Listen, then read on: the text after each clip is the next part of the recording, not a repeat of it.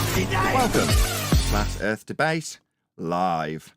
I'm your host Nathan Oakley, and if you are new to this channel, or you've not done so already, then be sure to subscribe. Hit the bell notification icon and join button if you'd like to become a Nathan Oakley 1980 channel member and keep up to date with the Flat Earth Debate. If you would like to support the channel, there is a super chat that runs alongside each of these shows while they are live, and there's also a Ko-Fi, Patreon, crypto and thanks button in the info box below the video. Most importantly, if you'd like to join the discussion, simply mute the page you are currently watching, then click the link in the info box below this video to join the panel and express your views on the nature of Earth. If you do join, please don't swear. If you do, you'll be ejected, and if you are, please don't try to rejoin the stream using sock accounts. You'll be warmly welcome back on the next stream. Please also share the show on social media. Sharing the show obviously increases the live audience, but this in turn increases the chances of a more diverse panel, so please share the show on Facebook and X. Now, we are joined by Neil, Refracted Curvature, and a whole bunch of people in the Flat Earth Debate Discord server, so welcome one and all. How are you? Hello. Good. Good morning. Slightly dry mouth. I normally get drinks together during the pre-show while you guys are getting sound checked and warming up, but we launched straight into a 21 rendition of datum points having single numbers and therefore requiring a completely flat plane to have a single point on the vertical datum when referencing the sea. At sea level. Horizontal. Perfectly flat with one number ascribed. That's the 25th rendition of that particular argument that had no response. We were met with a string of ad homs, personal attacks, protracted silences, and rumpusing as a result. But you feel free to check that out if you remember. Someone joined as a result of whatever I said yesterday in the live show and became a member and then left a nice comment after the fact, after watching some material. Someone else said, I haven't got my free membership anymore, how do I get that back? Well, some kind fellow in the chat had actually paid for your membership and gifted it to you. So when it ran out, it's like $2 for you to continue the membership. So if you enjoyed it, which many do, I get a lot of comments, then please join as a member. It's a couple of bucks. If you've had an expired membership recently, be aware that someone had to pay for that for you and maybe thank them for it, because they will have made you aware when you got the free membership, unless you weren't actually there at the time, which seems unlikely. Anyway, please become a member if you've not done so already. And if you are one of my members, check out the prolonged 21-22 rendition of the same Earth must be flat to measure this argument in the pre-show. Any evidence you can acquire an elevation angle measurement from a curved baseline? Try and keep the answer lengthy so I can go and get a drink of pop. No, and my membership's running out too, Neil Cosentino. No, that's an impossibility. John, you want to expound on that? Because I'm driving. I will spend on that, Nathan Oakley, if I can. I said John, but go ahead, George. I mean, okay, but hold on, is this Johnny? Yeah, it's Johnny. I just want to spend Johnny, on listen, you're gonna have elevation to, angle. But listen, go. Okay, that's all right. I will just spend on that. Nathan Oakley is talking about the elevation angle to the polarities, but maybe you have to point the finger on. It's maybe more simpler for people to understand.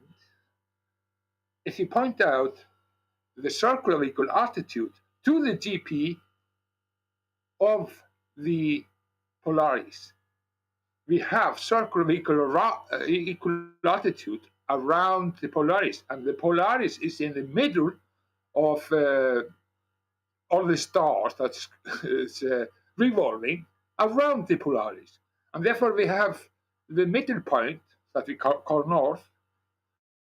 That is Polaris is the middle point, and it's not moving at all, at least not so much. And if you take elevation angle everywhere you stand, you get circle of equal altitude around the GP right onto the Polaris. Yeah. And people have to understand that. I totally agree. Equal altitude. Sometimes, Johnny, you are fantastic, and I could kiss you. Because, yeah, I couldn't express that better myself, and I couldn't reiterate the point in terms of what we should focus on better myself. absolutely, without question, what you have just described is my primary focus moving forward in this year. Yeah, we measure Earth flat. Every measurement that ever existed that references a globe, a concave Earth, or navigation, all start with what Johnny just described. Absolutely. Yes. Shout it from the bleeding hilltops. Also, shout out to Jardot, who had the majority or the lion's share of the pummeling in the pre-show. So I tallied off after he'd lined up all the dominoes as I normally do. But he's gifted me memberships, or gifted me money and gifted you memberships if you've picked one up for free. But Jardot was the one that was doing the citation digging along with, who else was involved in that? One. I'm not sure you're right. I'm Johnny B, and there you have it. No, I know you're ace. Also, shout out to Bushel, but you two guys did really well in the pre-show, and you buying members for people is also fantastic, Jado. Thank you very much. But yeah, if you are maybe not watching it and you've picked up a free membership, but Trolling for Truth, Tarot, Jin DeLee, Angle of Elevation, Richard Brown, Lee, where have you gone? Lee Brown, Geo Ptolemy, Edo San, New Moon, Terry Sims, Quelrick, Bible You all picked up free memberships. No, the last two didn't. They were just comments. Up to Terry Sims. Yeah, you've all got free memberships gifted to you by Jardot. So we just gifted out 10 free memberships. Thank you very much. No fair, because that would be impossible for me to get a free membership. I'm on my phone. But Nathan, I think Johnny wants to focus on the circles of equal altitude. Yeah, so do I. That's what's going to kill him. Yeah, so do I. That's their radial value. The circle of equal elevation at the minimum inferred angle to Polaris is radius for a sphere Earth. On screen now, I paused it in the slideshow, is what Johnny's talking about. Notice how this angle to the star goes to the centre of Earth. That's because all this Earth really is a protractor wrapped around you. You're not standing in hell. You're measuring an angle off a flat plane. This extended circle here, that's the plane that you're measuring. That's the baseline, as drawn with my mouse here, extending out beyond the horizon. Now, are you measuring out to the horizon when you take these angles? Through hell, out through the globe surface, along an extended plane that extends imaginarily out from beyond the sphere? No! You're just measuring the Earth. Flat. You have to transpose it into hell for it to work, because these are all based on angles, including the globe's radial value. Minimum inferred elevation angle to Polaris gives you the radius value by way of a derivation of the outside edge we call the equator. What is the equator? Well, you'll know it as two things: outside edge of a sphere and the point that you can't see Polaris anymore. That's where it fades into the horizon. Fades into the horizon, what? The flat baseline that would extend from that position on the equator, as Johnny's just described, all the way to the GP of Polaris. That's the ground position below Polaris. And every inch from there to Polaris is flat. And that's the basis of the globe measurement. It's our primary focus. It's Earth being measured flat. It's my argument for telling people that they should move forward on the front foot in 2024. It is absolutely the most primary focus we should have. It's the reason we've got to have a expression of a claim that we make in a positive manner as flat earthers. It's our justification for not arguing for the sphere or debating against points we bring up for the sphere to take them apart. We can say Earth's measured flat, full stop. Well, what do you mean? Well, Polaris measurement at circle of equal elevation to Polaris at its minimum gives you your radial value if you're going to debate about a sphere Earth. Meanwhile, what's the measurement itself? As I whistle past the graveyard myself. The flat measurement off a flat baseline, as Johnny's trying to highlight. I couldn't agree more.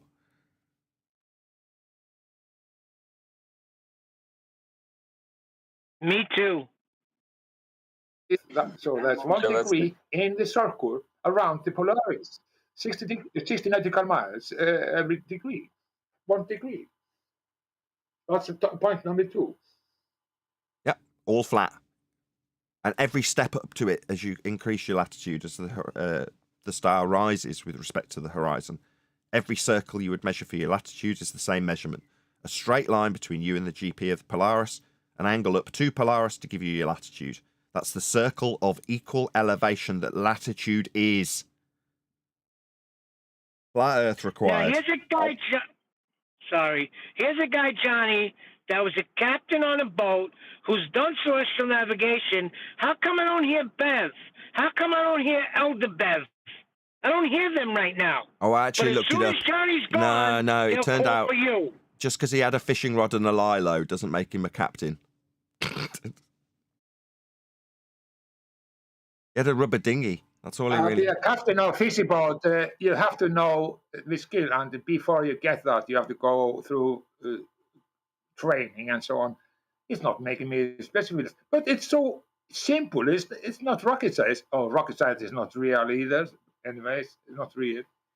But I will say I have skill and know to understand simple navigation. It's flat. It's The Greeks knew that. Right, we're going to do a video later, but what I did in lieu of I tend to find Brian tends to join the show a little bit later. Let's just start the slide reel going again. We're going to cover a little section that I trimmed out. Now, when Brian actually gets here and hopefully posts a link to the original, or I'll get it from my video because I've obviously linked his in it, we'll go to a particular section that he used an equivalent diagram to what I just had on screen in my slideshow, which is to show the angles with respect to a flat plane to the star being measured. Now that I'll leave for Brian to get his teeth into because it was him that shared this with me. So I have actually watched this 2/3 of the way through already, the video that's being referenced as opposed to this, which is my video. So I'll put a link to this first because it's mine in the chat. And then when we do cover the video in full later, when Brian toddles along, if he toddles along, if not, we'll be doing this tomorrow. Like I say, we'll cover the video in its entirety then. But for now, this is my video in the live stream chat, so I won't bring the chat up for you to visually prove that I have shared my own link to myself when you let me know that Nathan sent me to my own video. But in this case, I'm just taking a very small section of it, which I published earlier this morning, and we'll cover that now. And then, like I say, the rest of it will get covered when Brian does arrive. So let's have a listen to this.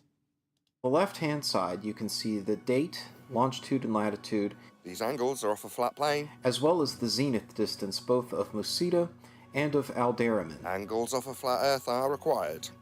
Musita is labeled with a green circle on the left, and Alderman is labeled with a blue circle on the right. As a reminder, the zenith distance is the angle between the star and the zenith directly above you. You're going to need a flat Earth for 90. It is equal to 90 degrees minus the altitude over the horizon. Horizon proving a flat baseline. So the larger the zenith distance, the closer to the horizon. We all measure Earth flat. Earth is flat. It's required to navigate. Nice. Yeah, that's it. Very short video. I was going to turn it into a shorts video, but after I published it in widescreen, I just thought, sod it, I'll leave it as it is.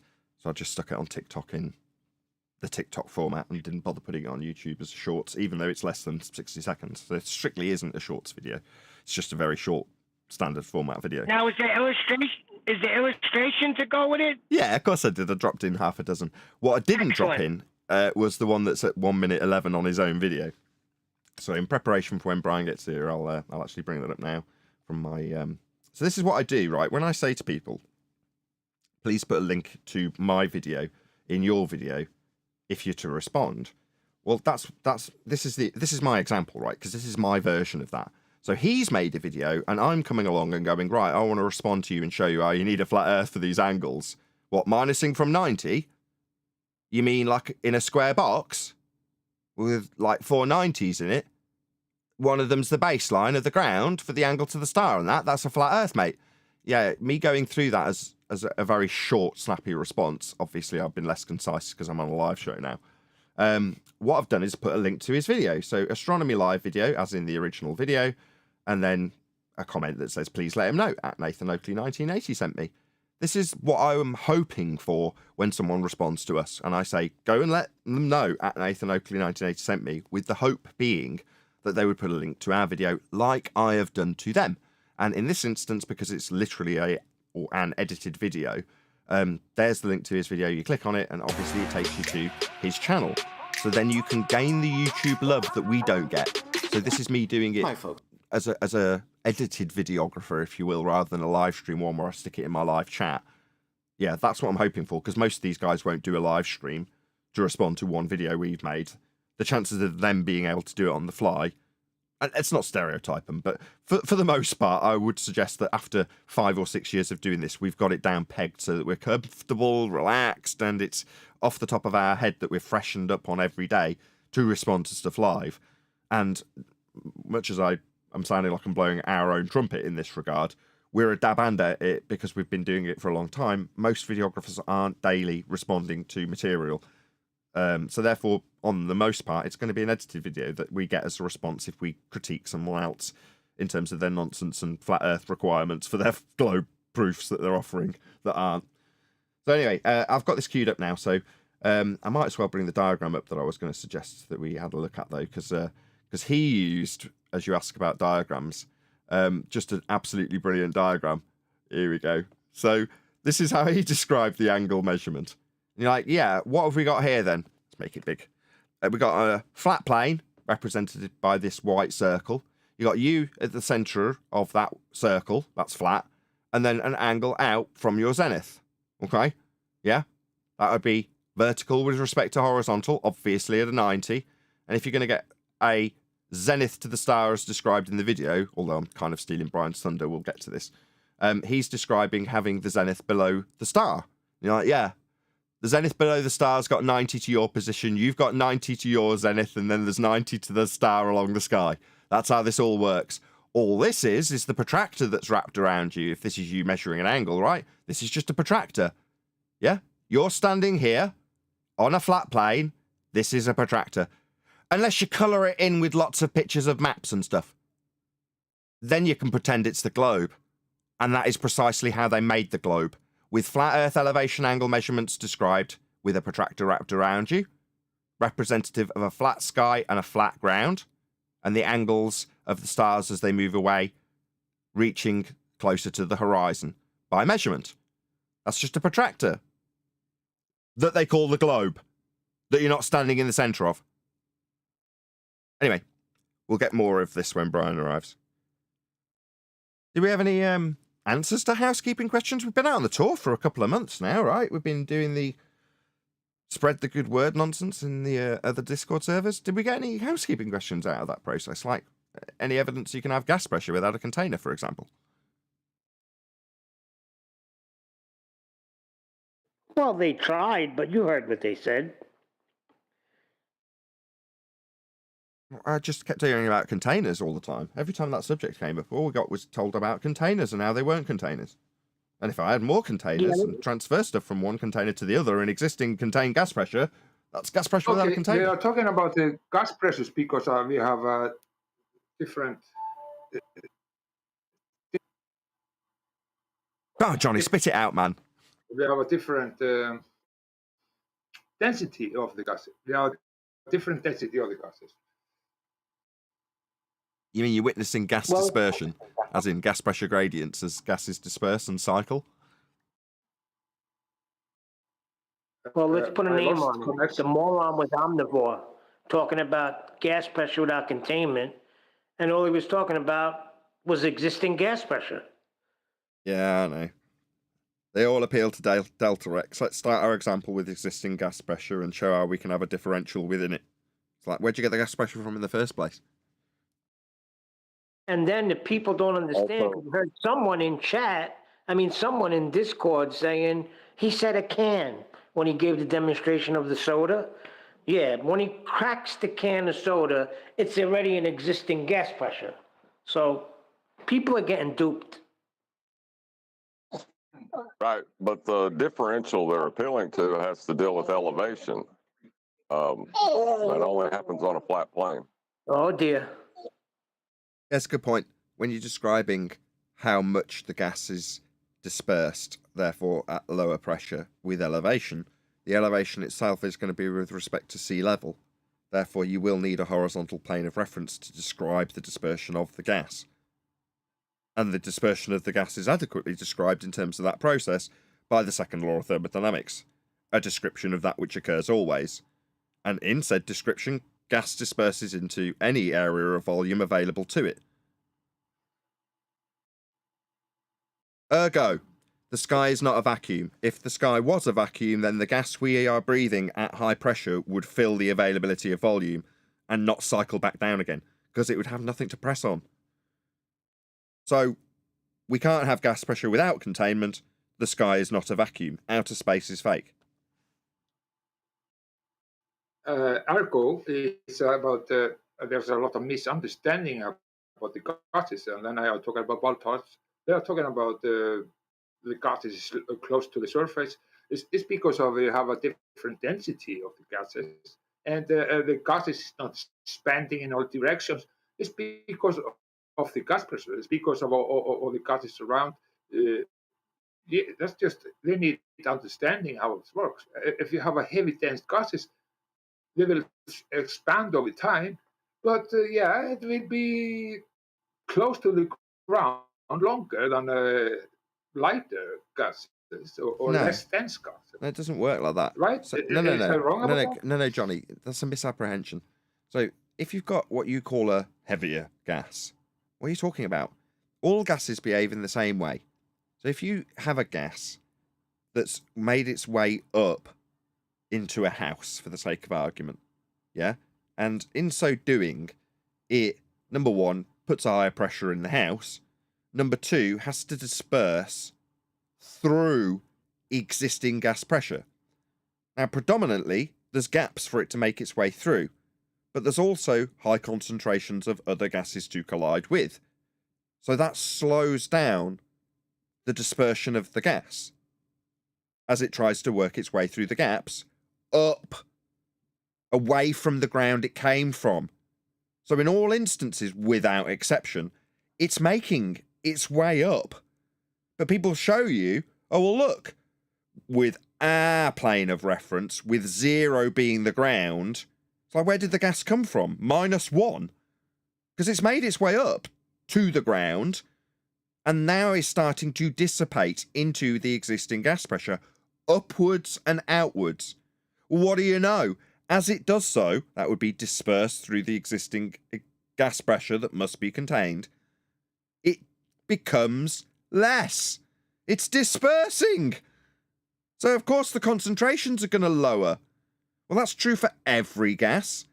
Ergo, as you raise in altitude, as all gases, without exception, make their way up, they're all expanding out and away from the original concentration they first had, therefore becoming lesser as they raise in altitude and go up.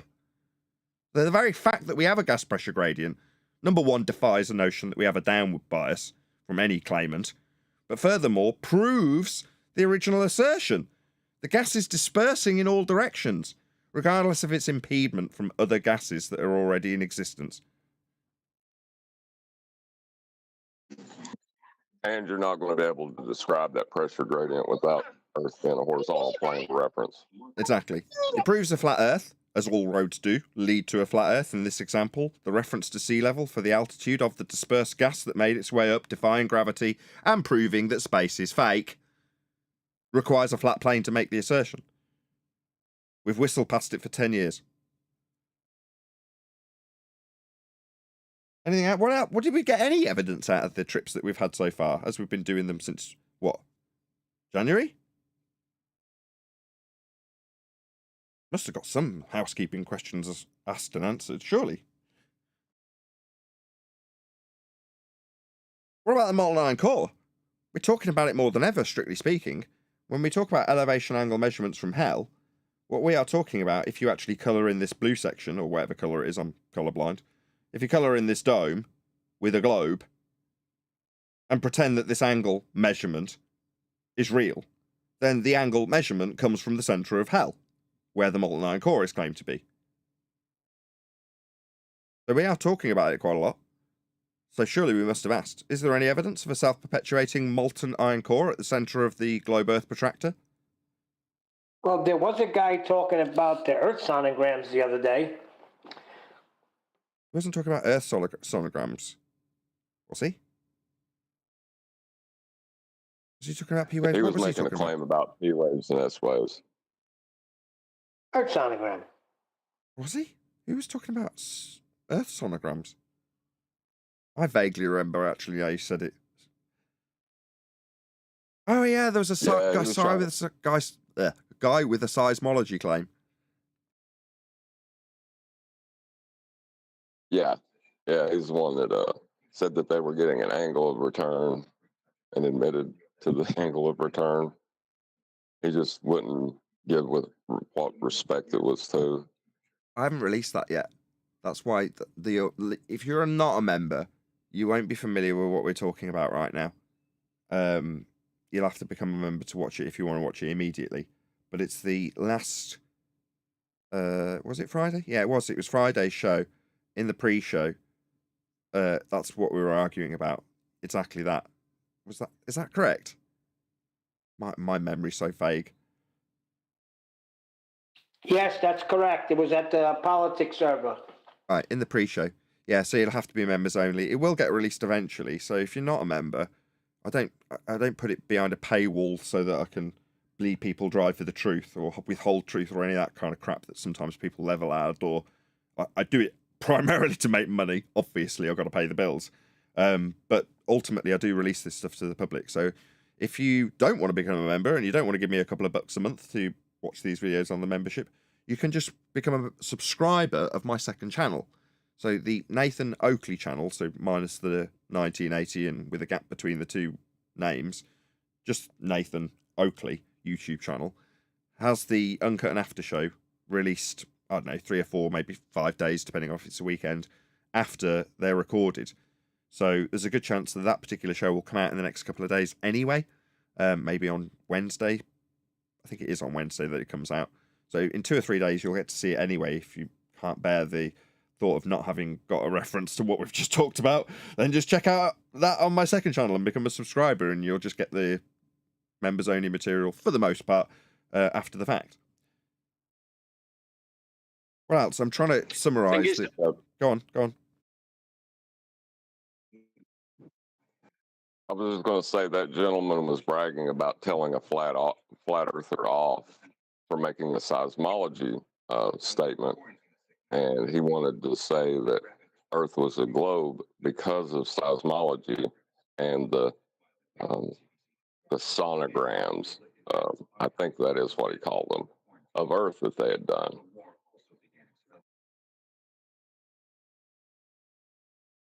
At the moment, we have the most ludicrous backlash to some of the things that we put to people, and all it ends up is in the same circumstance each time, which is a rinse and repeat of the original claim, a hand-wave dismissal of the rebuttal, perhaps sandwiched in with a personal attack. That is the archetypical response that we get when we win. It happens literally every time. Again, if you remember, you can check that out from Elderbev in the pre-show. Thing is, though, regarding once you've established... Hold on, John. Sorry. Go ahead, one day. I'm just saying, once you've established and you can point out that, obtaining them elevation angles to Polaris at 0 degrees to get your equator, all using a flat Earth elevation angle measurement, and you're using the Earth for that, why then would you want to talk about the possibility of a globe Earth with a molten iron core in the center of it? You can't, you don't, you shouldn't. They do by taking those initial angle measurements as read and then transposing them into the center of hell so that they can functionally operate with the equatorial plane. Then they suggest that you've got a globe surface that has parallel light rays and parallel planes with respect to the globe surface, or a tangential acquirement of a horizontal plane to measure angles running parallel to the center of hell. That's what they have to do to keep their globe faith alive. All of which is derived from the initial flat Earth measurement as per the 2 circles of equal elevation on screen now. GP just means the position below the star. The angle, in both instances, moving to the left and to the right of the page from the center point, are angles that you measure on a flat plane to a star. If this was Polaris, this would be a latitude. So that is to say that if you are on this latitude, you measure the GP position of Polaris along a flat plane. Let's say this is 45 degrees. Then you take a measurement of a different star, and it too has a flat plane that crosses it. This is celestial navigation, by the way. So this process can't be laid on a globe. If this was Polaris, and you had transposed it onto a globe, then you've got a central point at the top of the globe here, and circles of equal elevation working their way down as orange slices down to the equator. But that means that you can't then have a second star measured from the exact same point overlapping as an area of equal elevation, precisely as you do in navigation. It just doesn't work. It cannot work on a globe. They're angles. Even if you transpose lines of latitude onto the globe and make your position a protractor, you then can't lay another second area of equal elevation over the top of it along a flat plane because you don't have one. Meanwhile, this is actually how it's done. You just measure two circles at the GP points. The videographer we covered, Astronomy Live, said the same thing when he's describing minusing from 90. It's the exact same process. We all measure Earth flat.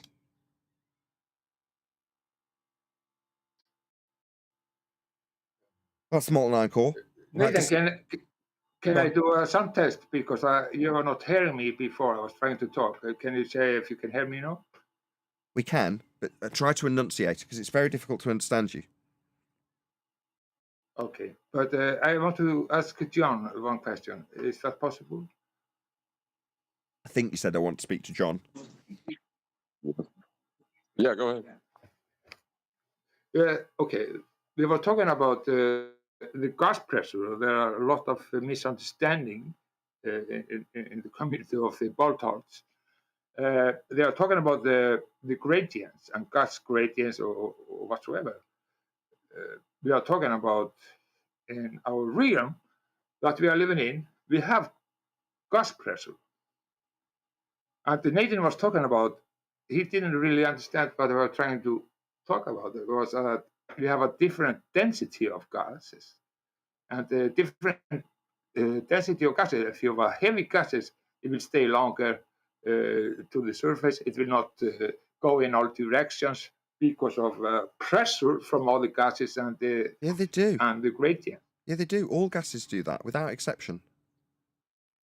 Yeah, but over time, yes, but it will not be even in a different gas. Yeah, over time, all gases suffer the effects of entropy, without exception. All gases will disperse into the area of volume. If they've got other gases that impede them, then they impede them, and that time may be longer.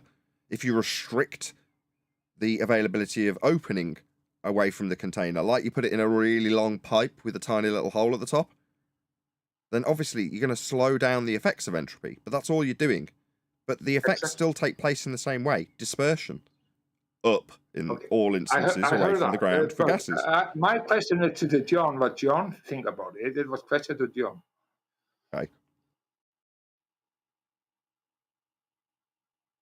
You want me to...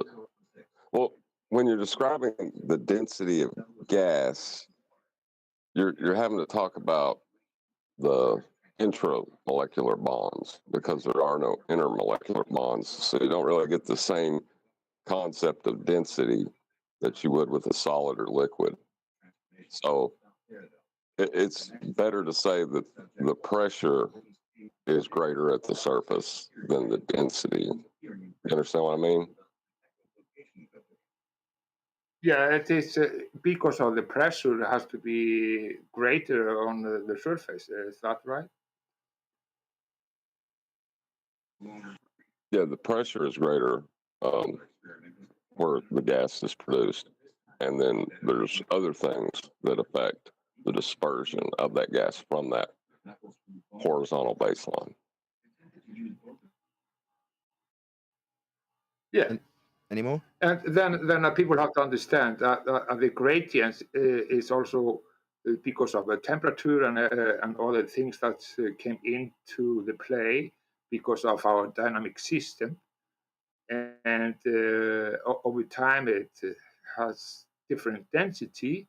And therefore, we have different density. The higher you get, do you think it will get more dense or less dense the higher you get? Pressure, I have heard two explanations. Anyway, John, do you want to answer that? And then I'm going to do a shout out. Well, the pressure will be will become less as you go up, but the density of the gases, because you don't really describe gases with density when it's you have to contain the gas to describe it with density. We don't know the overall volume, so I don't know if we can use density when we're just talking about the air outside. Right, you Yeah, can't. but You can't Yeah, apply we know control. our gases have a density levels or a density count somehow, but after more they go away and expand, then the less dense it will be, right? You're going to describe it in that way. He's already addressed you, right? And Brian would have a field day. Yes, you're absolutely correct. It's all intrinsically linked. Temperature is also linked, but also directly proves that we must have containment to form this temperature differential. Yeah, all of which you've said is true. It's just one little ambiguous word because we obviously like to be hyper-specific here. In terms of pressure, yes, but you're using the word density and you're like, it just doesn't quite sit right. Now, is it that important? Well, maybe not. Beyond the PV equals nRT problem, which John also went through, if you don't know the volume, then you can't put that calculation into effect.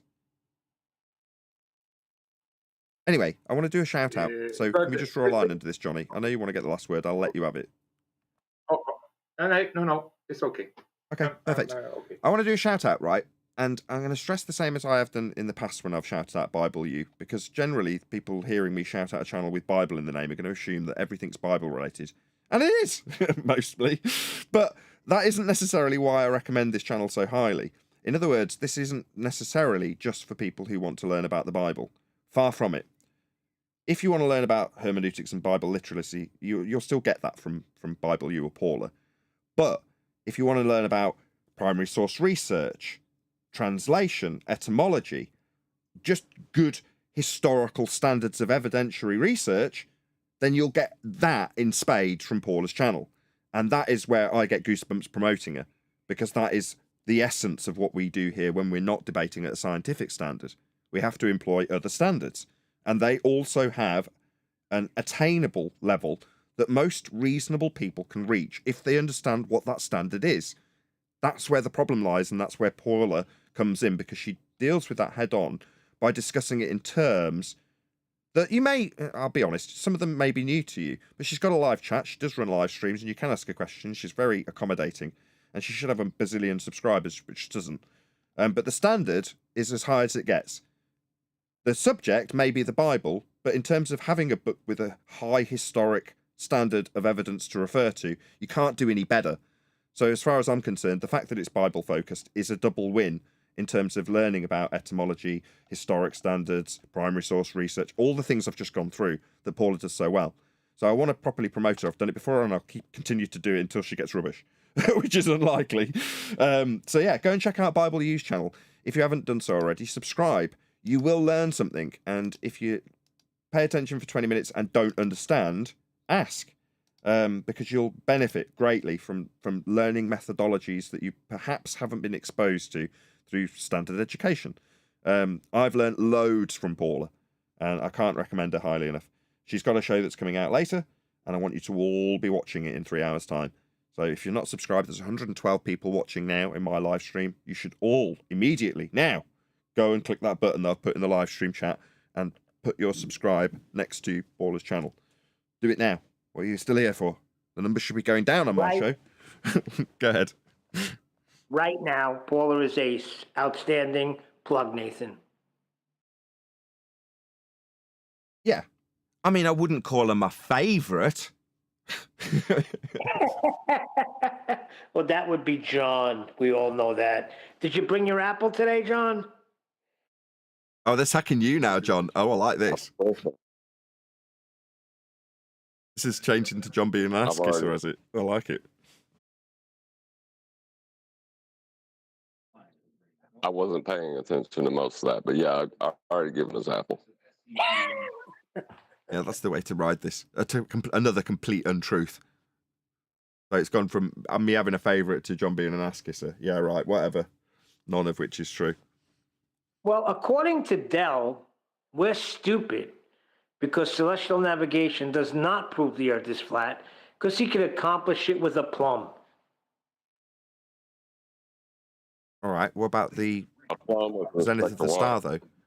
If you've got a plumb, right? So if you look at the screen now, this is representing an elevation angle measurement in physical terms, with the guy actually, drawing out string or whatever.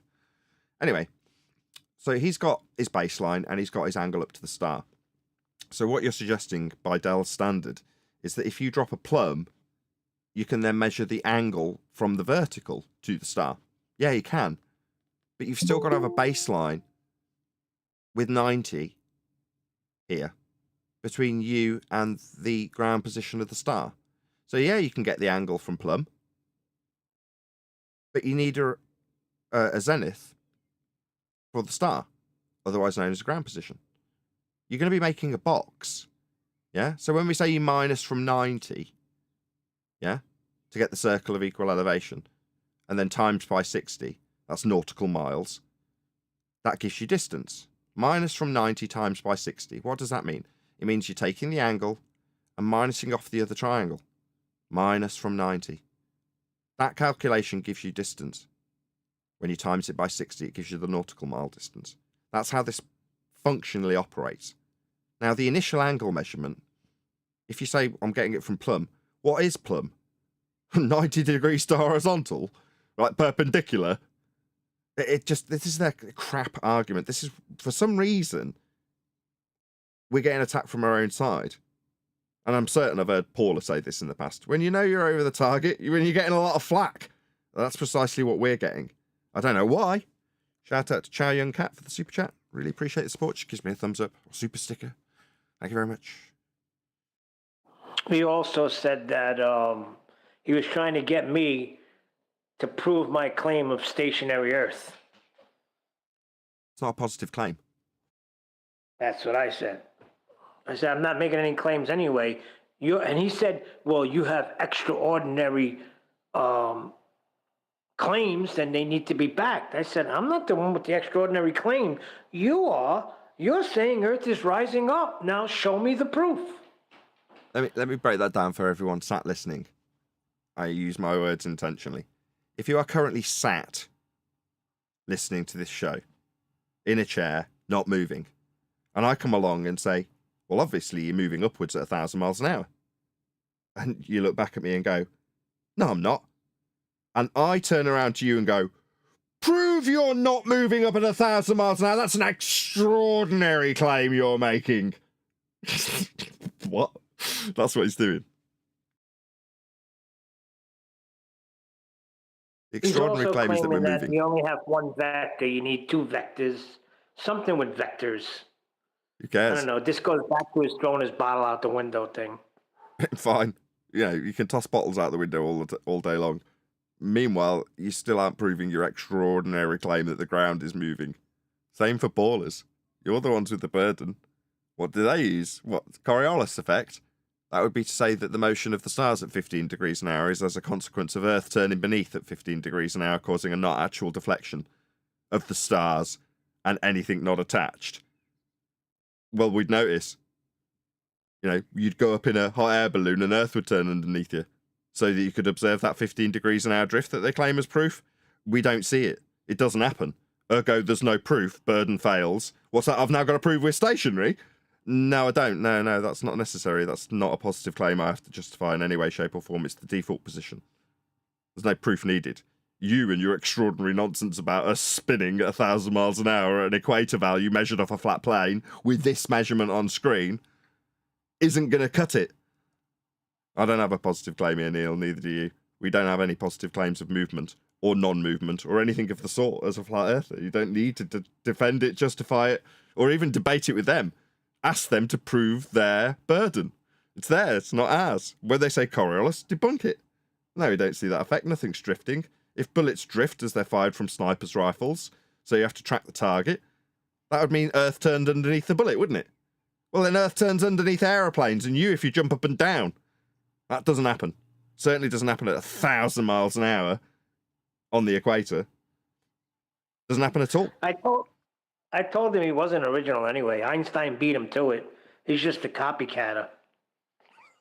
Why are we like talking that about too. Einstein? He should not be. We should not say anything about Einstein. Now I want to talk about the photograph that was on the screen before. Can you put the screen that you had before of the man around the 90? I can't. It's on a 2-hour reel. I've got a circle of equal altitude up though. Is that as good?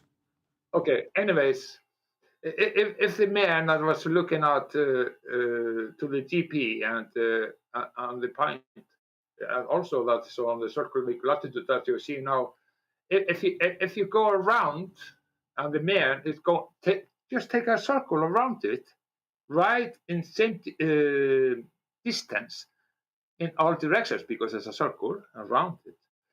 That is the circle of equal altitude. But on the pictures that you were showing, you show a small circle, and then he was taking a measurement out of the circle. Yeah, I don't know But why. if That you was taken move from a the man- navigation book. I don't know why. This one's much better. So yeah, what he's drawing out, if that's the position below the star, then it meets the circle that's actually in the diagrammatical example. So yes, it matches. Whereas in their drawn out example on the field with a guy pulling string, no, it didn't. But this does. And what you're suggesting is correct. You know, what you're measuring, if you're going to draw a box and you're going to minus from 90, the box is in existence here with the GP below on this circle. So if this is latitude again, if this star is Polaris and you're 45 degrees to Polaris, that's your latitude. That's your circle of equal elevation. If you're going to draw it out for its GP, the circle would be with you on the outside edge of it. So the circle would be like this. Hopefully you can see that on screen. Yeah. Yes, you It's can. like I have a string. You have a string from the GP to you, and then go around it in the same distance. Of course, it is a circle. Then it's even. That is circle of equal altitude. Yeah. And they can only be flat. Yeah, and if you had another one, that's just so like if this was a circle of equal elevation for Polaris, right? So you're on the outside edge of that circle, as I just drew. Providing you treat and respect the fact Earth is flat, you can then measure another angle to where it says meridian for the sake of argument. If that's star number 2, then you can draw out another angle with a horizontal baseline that's the same as the other star, in this case Polaris. And then you draw a circle around that. So obviously it extends out much, much further. Let's just change my screen slightly. So it'll extend out slightly further. Yeah, a much bigger circle. But their overlapping point is where you're standing when you measure these angles. That's how navigation works. But each circle is a circle of equal elevation. It must be measured with respect to a flat plane. Go on, Johnny. Sorry, but we call that in navigation, we call that intersection to the circle, and you maybe only need 2 if you know where you are. But if you don't know nothing about where you are, then you might need 3 circles. Right. That's or if you have an intersection to each other. Yeah. So the point the 2 circles meet, exactly right, is going to be an intersect point. But the 2 circles that you're drawing out, let's just make my screen. Oh, it still is. So if this is one circle, right, the second circle might will overlap in 2 different places. Yeah, it'll leave like an oval. Well, you could be at this point on the oval or this point on the oval at the intersect points, as Johnny's just described. Now, if for the sake of argument, this circle has its point over land, and you know where that land is, then you'll only need 2 circles because you can rule out that position because you're on the sea and obviously that point's land. So on the oval, you only need you only need that intersect point from the 2 circles that you've drawn out with angles to the stars, right? So you've got your angles, you've got your 2 circles. Hold on, Johnny.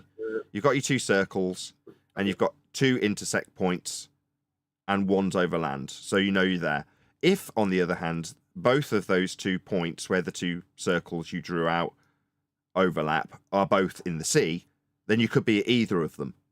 So then you need to draw out a third star over here somewhere, again with a flat plane and thousands of miles between you and it on a flat surface. So you can draw out a third circle. And that third circle and the second and the first can only intersect at one point, which becomes your position. But as Johnny's just said, just to make sure you all understand I've agreed with him in case he goes over again. That when you do 2 circles, that might be enough. You might have enough information to know your position, but you might need 1 more. So it is about where you are on the circle. So you know you have the circle around the GP, but you don't know where you are on the circle. Therefore, you might have to take the third, or But at least you need 2 measurements. Yeah, you could be anywhere on the circle if you just drew 1. Shout out to Chow Young Cat for smashing the super chat. Be joyful in hope, patient in affliction, faithful in prayer. Romans 12:12. Thank you very much. Love it. Yeah, I'm glad you've started off the show by telling us that this should be our main focus. Because it should. How Earth's measured, it's how Earth's mapped, it's how the globe came to pass.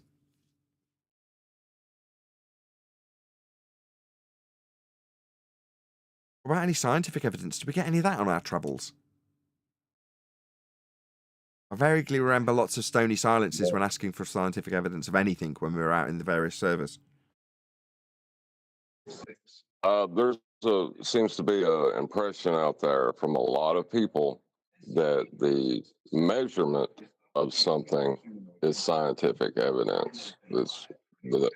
That's not. Maybe we should go over why it's not. What is versus cause and effect? Go ahead. Right, qualitative versus quantitative. You know, when you're talking about quantitative, you're describing or talking about numbers. Qualitative is how and the why. I don't know if I'm doing a good job explaining this. That's all right, Alex. But like you said, I'll expand on it if you want. So if you're looking to find out why water boils, you stumble across a hot spring and go, I wonder why that boils. If your focus is not scientific and mathematical, you'll worry about how much of something in terms of what is the cause. Now, let's say for the sake of argument that you've got a vague idea of how the scientific method works and you've got to vary something to see if you can cause water that isn't boiling to boil, and you start adding in soil. And every single prediction that you've made automatically assumes that soil will be the cause of the water boiling. It's just about how much soil will make water boil. Because you're not looking at the quality of the thing that you vary. You're looking at how much. Now, in this instance, the quality of the thing that will make the water boil is heat. Varying and manipulating heat will cause the water to boil. That is the cause and effect relationship ascertained through scientific variation of a presumed cause, not the qualitative amount when you don't know what causes it yet. You have to look at what will actually cause the effect, rather than how much of something. How much of something is mathematics. If it's a matter of fact, and you're running a tape measure along something, you can state that as a matter of fact. But that isn't scientific evidence. You can empirically offer up a statement when measuring something, but that isn't empirical scientific evidence, which would have been established through cause and effect reasoning and an experiment that had a qualitative inquiry to achieve a phenomenal logical outcome. Hello, Adam, or hello, Brian. Oh, it's Brian. You've joined right at the end of the live stream. Should we do Astronomy live tomorrow? No, I thought you were just doing that anyway. I couldn't join earlier. I tried joining there a while ago and I couldn't get in there. Oh, really? For some reason. Yeah, it could be your internet, because I've kept an eye on the bell. I don't know. I didn't think you were waiting for me. I thought you were just doing it anyway. I didn't tell you. I left a comment in the video that you sent. You said you might be interested in this. I'm like, who the hell are you? How dare you assume what I might be interested? But I'll look anyway. So I looked, and I was interested. It was quite surprising you were correct. Anyway, he had quite a few flat earth proofs in his Astronomy live video, so I trimmed out a little section.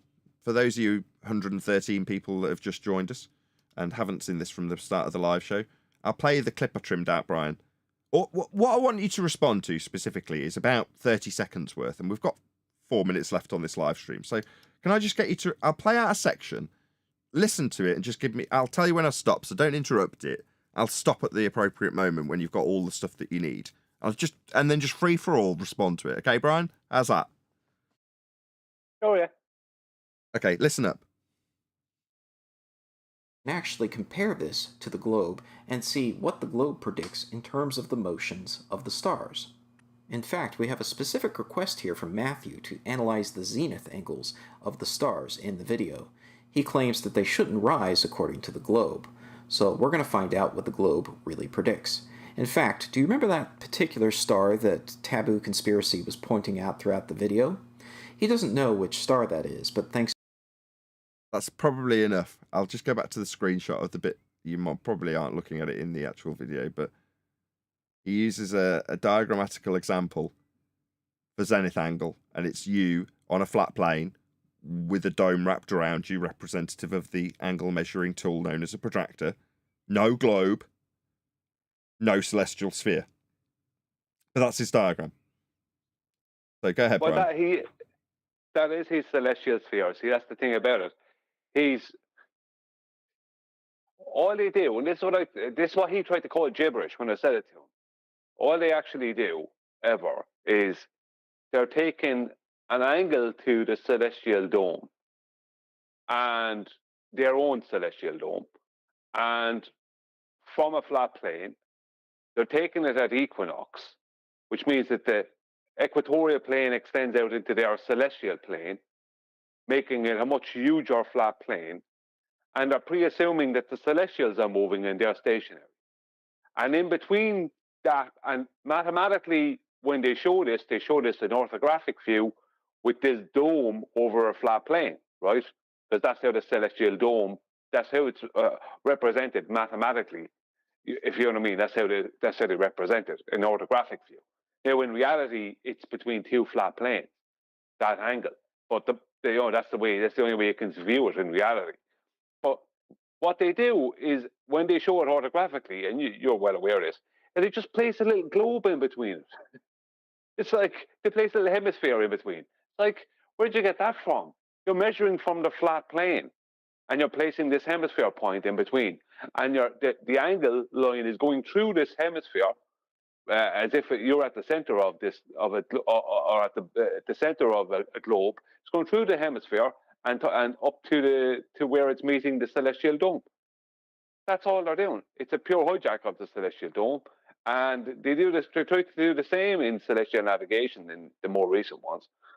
But that's all it is. And like his thing, the globe doesn't predict anything. He's referencing the celestial dome model. That's what he's referencing. There is no predictions made by some mathematical monstrosity. Do you know what I mean? Based off of flat Earth elevation angles to polars. That doesn't make predictions.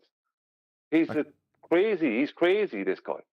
Got it up on screen for you now, right? So when I try and describe what Brian's just described, this is the diagram they throw up. So can I transition between these two easily? Let's just do this. It's worth the effort. This one. Okay, so here we have an angle measurement in his diagrammatical example with a dome wrapped around that I described earlier as the protractor. Yeah? Now, if this was being extended out to the star, and this was obviously remaining 90 degrees to the parallel plane at your zenith, then, as I just described, this could be the protractor you're measuring through with the lines extending out to the celestial sphere.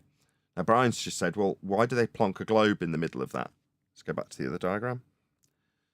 So here we have the celestial sphere wrapped around a flat plane, and that flat plane is the origin of the angle measurement.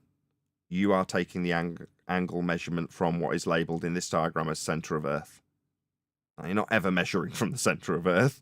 You're measuring a line along the ground, representative of a flat baseline, to have a point below it for the star's measurement at 90 degrees to your position and 90 degrees along the top, representing the sky.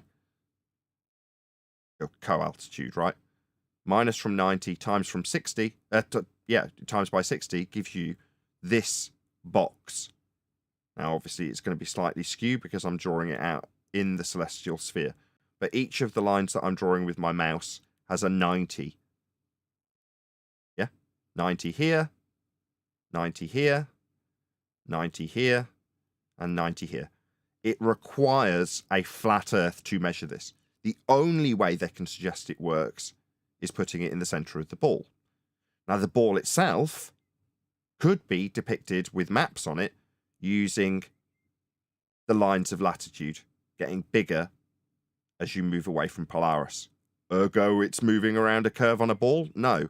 It's the protractor. When they say 1 degree for every 60 nautical miles, they twist the protractor 1 degree.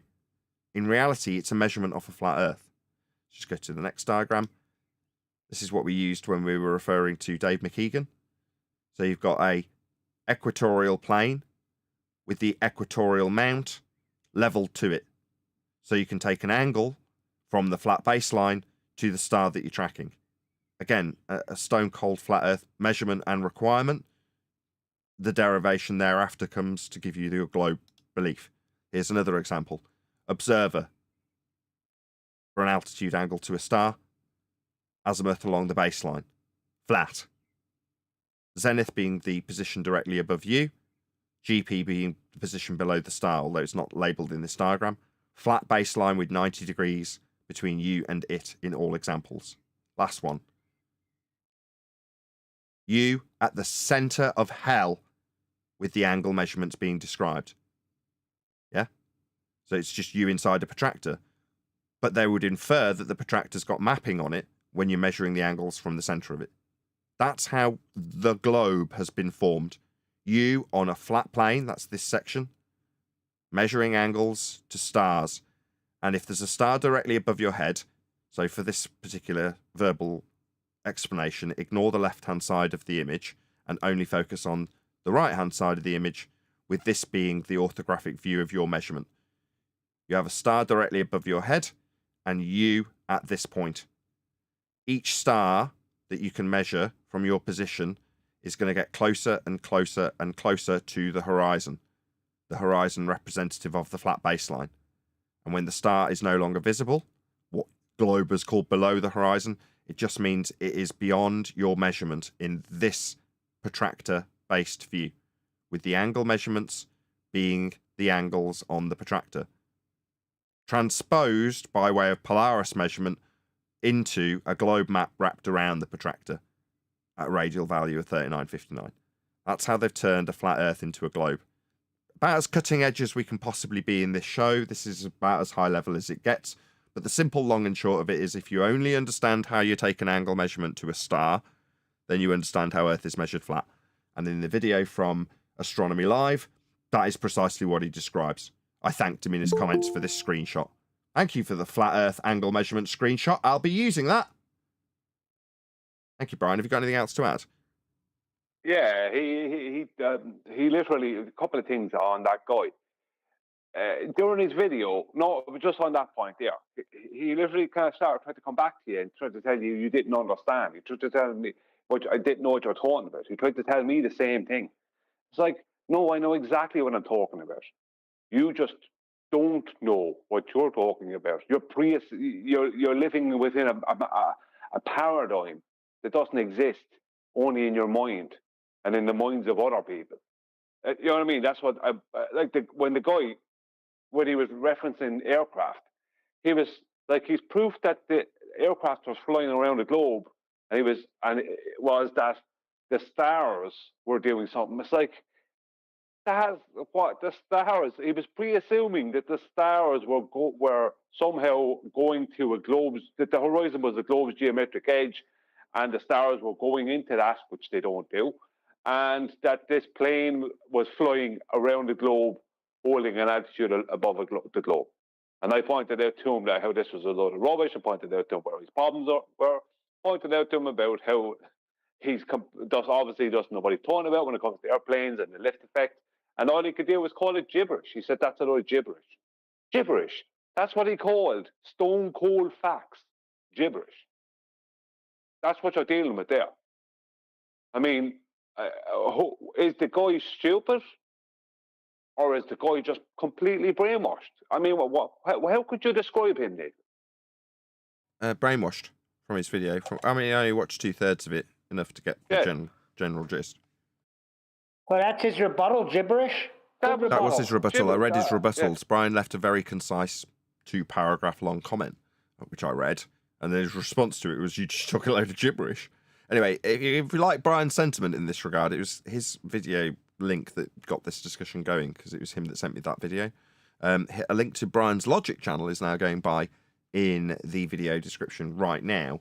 But what I am going to do, just out of courtesy, because I do literally suggest that our respondents do this for us, I'm going to be sharing Astronomy Live's video. So this more importantly than Brian, as much as that sounds harsh.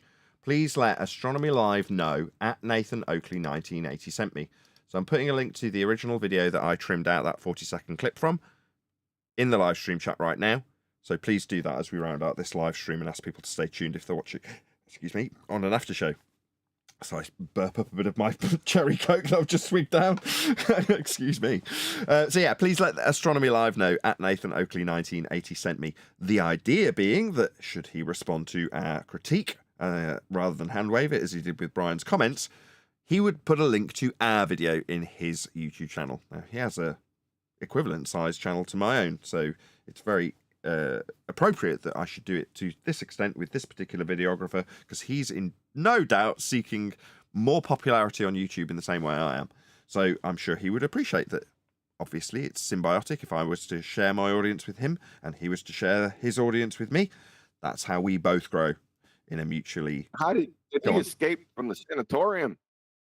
Escape from the what? Sanatorium. I don't know if he's nuts. He's just brainwashed. No, he and Reds got married. Astronomy dead, and then he got placed in the sanatorium for syphilis. Are you just making this up based on ye olde experience or something? What are you talking about? That's what I'm talking. I thought he was in the sanatorium. Can anybody confirm this? But I did sleep in the Holiday Inn Express last night. Well, then you are definitely accredited to give this information out, and it's almost certainly true, as opposed to 100% made up by Quantum Eraser. 130 people watching that complete no-nonsense waffle from Kiwi. Thank you for that, Kiwi. Hello, You're Adam, by the way. We haven't said hello to you yet. Is he here? No, it was John. Keep seeing Adam drop in and then disappear. Anyway, hopefully the people have rejoined us after going and leaving a comment and letting Astronomy Live know at Nathan Oakley 1980 sent me. Was there anything other than Paula's show that's starting in a couple of hours that needs plugging? Have you got a show tomorrow, Kiwi? I got a show tonight. Oh, it's Tuesday, isn't it? Yes. Well, that's a perfect bit of timing. Monday. Let's see how enthusiastic this is. On a scale of 1 to 10, No, I'm going to guess Monday, a 3. Go ahead, Kiwi. It's Monday. Monday. Already getting docked cherry- 2 points docked for his plug. Cherry Coke waffler, you. Another point docked. Just plug your show. Yeah, we're gonna do a treatment. I think we're gonna do a treatment this evening. Let's see how it goes. On Dr. Danny Faulkner. You know, the despicable, delusional Dunning-Kruger dipshit astronomer, and that's gonna be 6 o'clock U.S. Central. I don't know the other time. 12 a.m.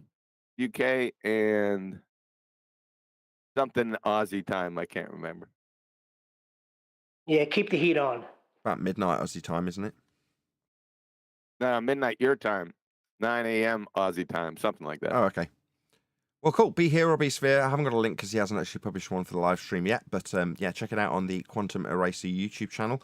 Also, as suggested throughout this live show, please check out Bible Use channel if you want to get a good education in primary source research, along with a whole load of other things, not just hermeneutics and Bible study. So don't be put off by the title. If you're not necessarily looking to study the Bible, just know that you're looking at a historically well-vetted document that has the same attributes that any other document has when applying a standard of research to it. So that is the benefit for those of you non-Christians. If you are a Christian, I don't know what to say, really. Why aren't you subscribed already? I mean, come on. Yeah. She's tearing up Danny Faulkner also. She's going through Falling Flat on Your Face by Dr. Danny Faulkner. She's going through it page by page. Awesome. But there you go. Case in point. Perfect. So there you go. If you're a fan of Danny Faulkner, you might not necessarily enjoy that. But there we go. Also, I've plugged Brian's Logic, so check out Brian's Logic channel. And as I've suggested many times, be checking out Astronomy Live, letting him know out Nathan Oakley 1980 sent me. So yeah, hopefully everyone's done that already, as the live stream chats have been flowing their way by. But with that, Nathan, if I'm going to you're a round fan- out. Hold on. If you're to QE Show and Paula's, if you're a fan. Nathan, remember that guy? Oh my God, I'm about to do a round out. I did a perfect segue. Oh, for I'll myself. go after. Wait till afterwards then. No, because that's a terrible segue for me to do an outro. Go ahead, Brian. Right, but you should have left me off then. I mean, Oh, this is going downhill rapidly. it's your fault. Let's discuss remember whose that fault it guy- is. 5 minutes at least we can squeeze into this live stream. Do you remember that guy Lower Lodge? Remember we covered a video of him there recently, and you said it didn't do well. It didn't get a lot of people watching it. It didn't. I think I actually looked into that. I'll keep this brief because I know you've got a point to make. The live stream that preceded it was very heavily watched by members because it was a very long live stream, and that seems to have had a very negative effect. You know, if you're getting a couple of hundred members video views, which I'm getting, it's nuts the amount of people who watch the members video. Anyway, but it does take away from the people who are going to watch that day's live stream. So for whatever reason, that suffered because of the way things got scheduled for members, and it ended up getting like 150 less views on the live stream. It ended up like 850 views, which isn't, it's below average. Let's put it that way. Anyway, go ahead. Yeah. Law Lodge. Oh yeah, it came out around the time that the 9-hour show came out. Something like that, I think. But the point being is this guy. Me and QE left comments to this guy. He brought out 2 videos. The one you covered, another one on Flat Earth a few days later. And then on Friday, after telling me, right, during the week in comments, or was it Wednesday night or something in comments, telling me that he was going to be correcting all of Flat Earth, right, on their globe maps on Friday night on his show, right? This guy did a show on Friday night, and I won't go into all the nonsense that was in it. Like, it was the worst Wikipedia history lesson. Oh my God. And it was a pure attempt to character assassinate. And he got so many things unbelievably wrong. Trying to character assassinate flat earthers from the past. And when he did get around to addressing any maths, what he actually said was that 8 inches per mile squared is a parabola. The very thing that people like George Netchuk, who did know, right, you know, the man is gone now, but he did know his maths, were correcting bozos like him on for years. And he's not the only person. Well, this is a pure pretender clown. Delusions of grandeur. He's below your average skank and foul baltard. It's that bad. It's pure comedy. Now, yeah. I was going to go ahead and do a treatment on it, but what this crayon muncher did was take Eric Dubé's certain points that Eric Dubé made and started the debunking Eric Dubé. Now, I'm not going to go through that. I'm not going to do it. So it's better you probably go through it. Follow? Yeah, I just think it's for something's. Well, what I found strange was I did the Nathan thing. I looked at how many subscribers he has, how many views it got. It got 49,000 views. Do you know how many comments it had? Right, 1,000 comments. There's no way that you could have 49,000 views and 1,000 comments on that. Why video. not? Be Why, impossible. oh God, why'd you have to ruin everything by being some statistical conspiratard? Why not? Well, because of the subject matter, Nathan. Right.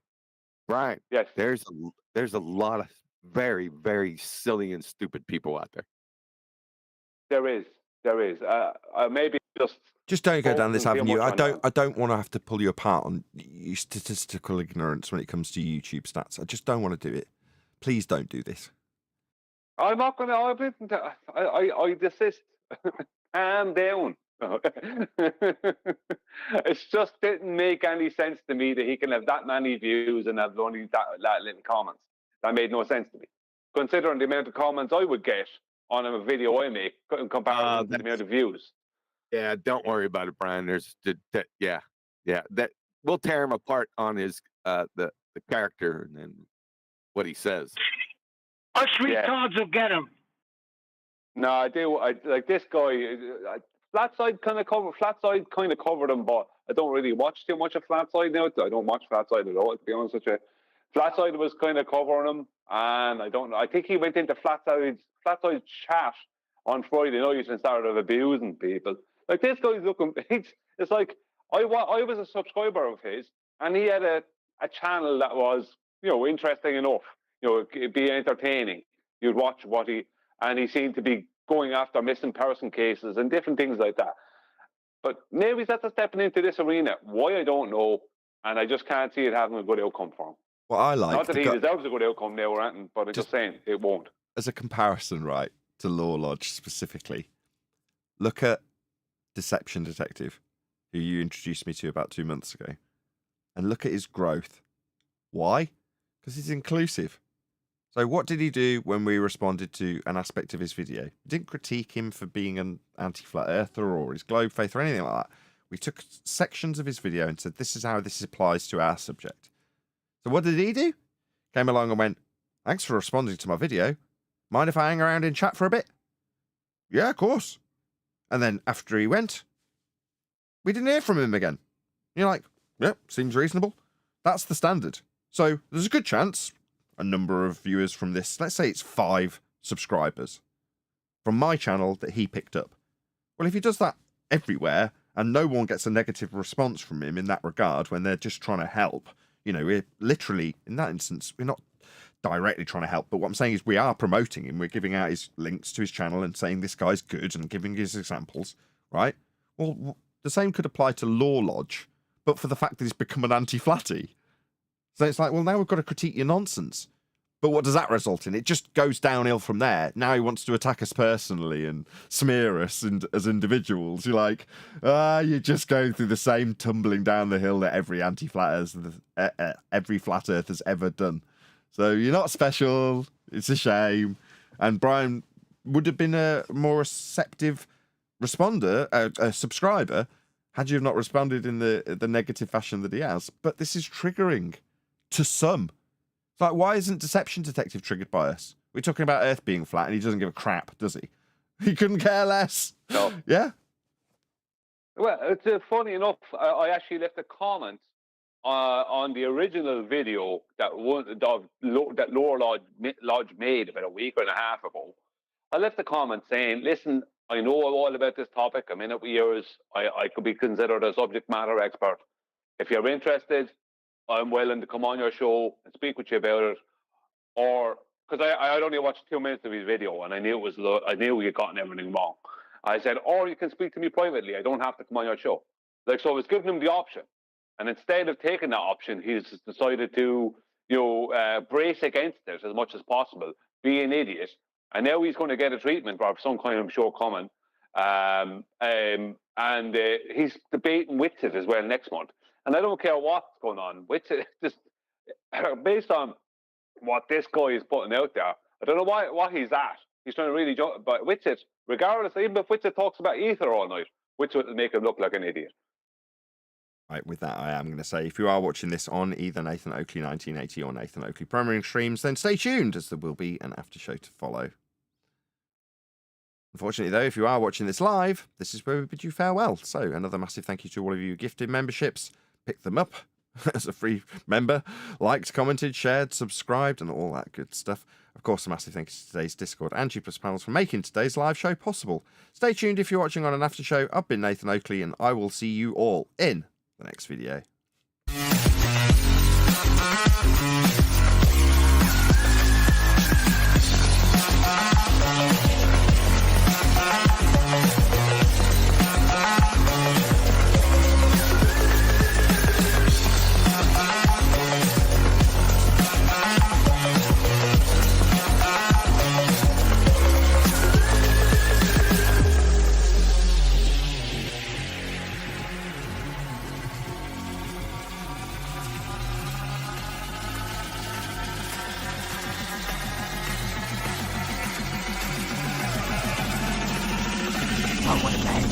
What a lovely day!